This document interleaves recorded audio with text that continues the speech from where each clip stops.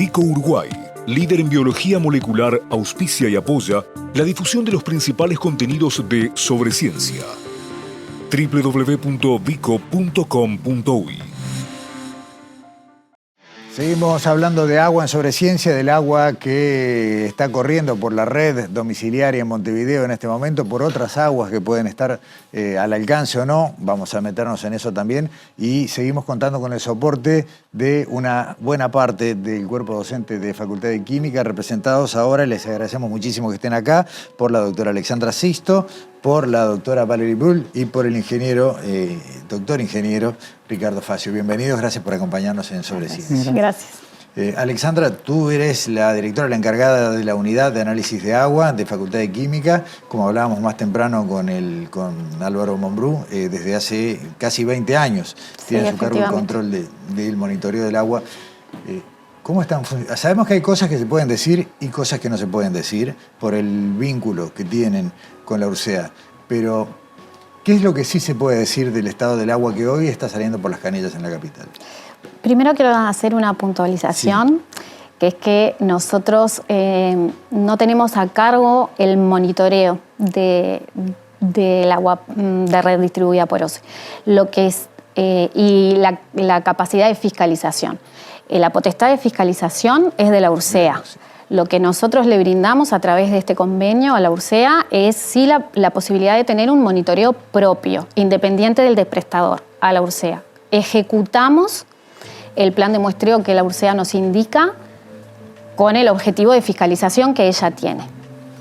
Y eso sí lo hacemos en todo el país, en un programa de trabajo semanal que venimos desarrollando, como vos decís, desde hace casi 20 años. En ese convenio los datos son de derecho de uso, el derecho de uso de los datos es de la URSEA. Por tanto, una evaluación o una interpretación de todos los datos que nosotros le proveímos a la URSEA corre por cuenta de la URSEA. La URSEA ha definido, debido a esta coyuntura, publicar los datos de la zona metropolitana en su página web y entiendo que lo va a continuar haciendo así. En relación a esos datos, si tú tenés alguna consulta, a las órdenes. Los datos que han sido públicos, nos llaman la atención en la medida de que están reflejando las distorsiones que ha anunciado OCE. La pregunta es, y lo hablamos recién fuera de cámaras, hay muchos parámetros que se controlan y muchos parámetros que no están bajo control porque no forman parte de la normativa. En una circunstancia como esta, donde empiezan a aparecer fuentes de agua no tradicionales, siempre hablando de lo que OCE está usando para purificar, ¿se podría pensar en algún tipo de análisis más exhaustivo, en algún tipo de control extra, como para estar cubierto? ¿O ustedes interpretan que lo que se mide hoy es suficiente para garantizar, la sanidad de la población que consume ese agua? Los parámetros que se monitorean hoy son los que están dentro de la normativa. Lo que sucede es que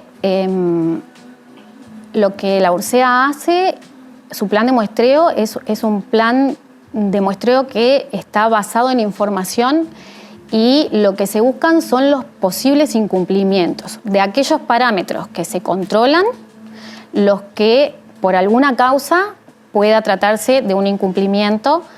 Y en ese sentido no es representativa de la calidad general del agua, el monitoreo que hace la URSEA, y de alguna manera se dirigen los recursos económicos sobre todo, a buscar entre aquellos parámetros que es posible que excedan su valor máximo permitido. Hay muchos parámetros de la normativa que no se le hacen a todas las muestras, o sea, los parámetros que incluye la norma UNIT 833 son nosotros tenemos capacidad casi para más de 100 parámetros y ni siquiera los hacemos todos. O sea que hacerle esa cantidad de determinaciones a una única muestra es muchísimo dinero y muchísimo tiempo. Entonces parece razonable dirigir los recursos en ese sentido, en buscar aquellos parámetros que por algún motivo puedan estar incumpliendo. Alexandra, cuando surge en cualquier situación un valor que se aparta o que supera los máximos tolerados, ¿Ustedes tienen que emitirle a la URSEA algún aviso en particular o sale un informe como siempre y son ellos los que determinan? ¿O hay una especie de teléfono rojo, decir, miren, se disparó esto? Bueno, en la operativa habitual nosotros tenemos lo que se llama alerta temprana, que tenemos que informar de forma temprana lo que está vinculado a los parámetros microbiológicos. Eso tenemos una pauta de información mucho más estrecha. En relación a los demás parámetros físico-químicos, la pauta de información es habitualmente más laxa. Eso en esta coyuntura también se ha visto modificado a que sea un poco más estrecha.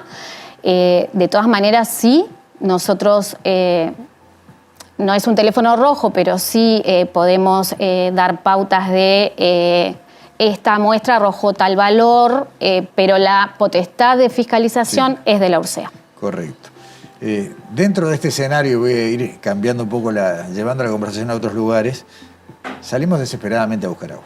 De una manera, en otro contexto podemos hablar si fue una sobrereacción o no, pero así como en la pandemia veíamos los carritos llenos de papel higiénico, ahora vimos los carritos llenos de bidones de agua en todos sus formatos. Hemos empezado a escuchar gente que quiere llenar a Montevideo de pozos para sacar agua subterránea, y de esto quiero hablar por un momento con Ricardo y con Valery.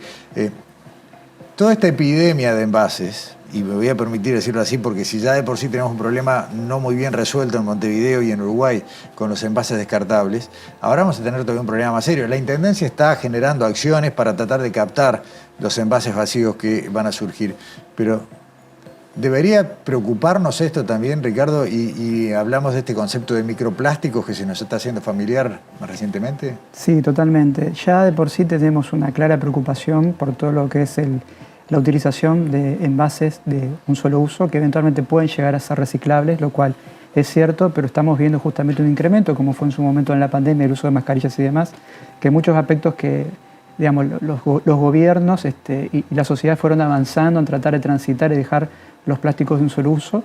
Tuvimos justamente un proceso de retroceso en ese sentido y que ahora lo estamos volviendo a ver con los envases plásticos por doquier, ¿no?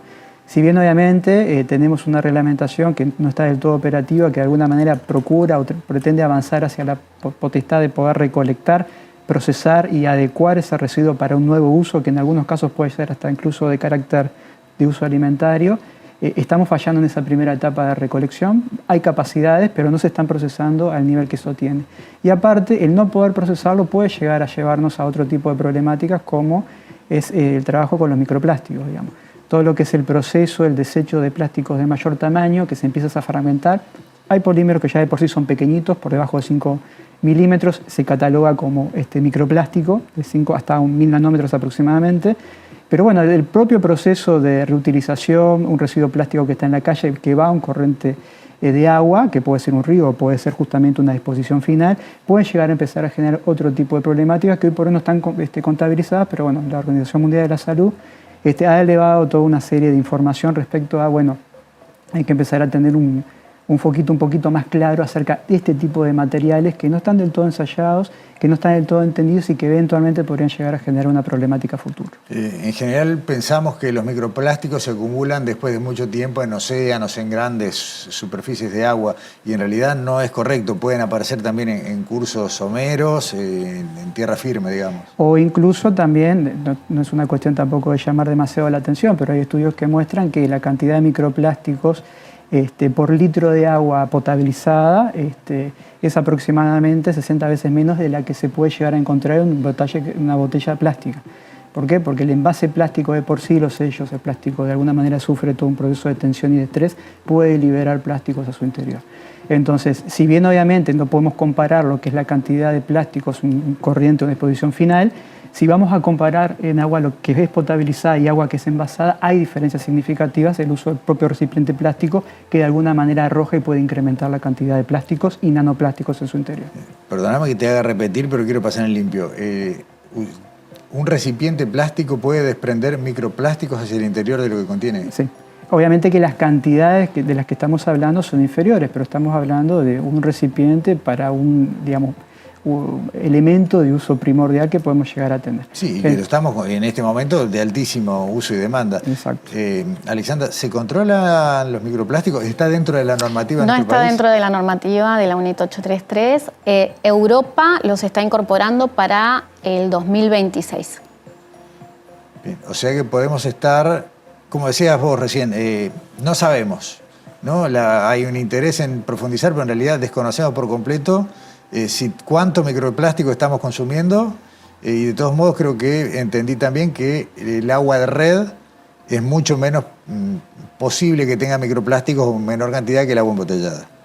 O botella de vidrio directamente. Exacto. ¿Sí? No, incluso la botella de vidrio, por como el sello y el tapón también es de plástico, puede llegar a incorporar. De vuelta, insisto, en términos comparativos es claramente inferior a la problemática que estamos viendo de ingesta de peces y plástico de mayor tamaño, pero ya se están cuantificando y se están poniendo a punto estrategias de muestreo, control y de análisis, porque el análisis de los microplásticos es complejo.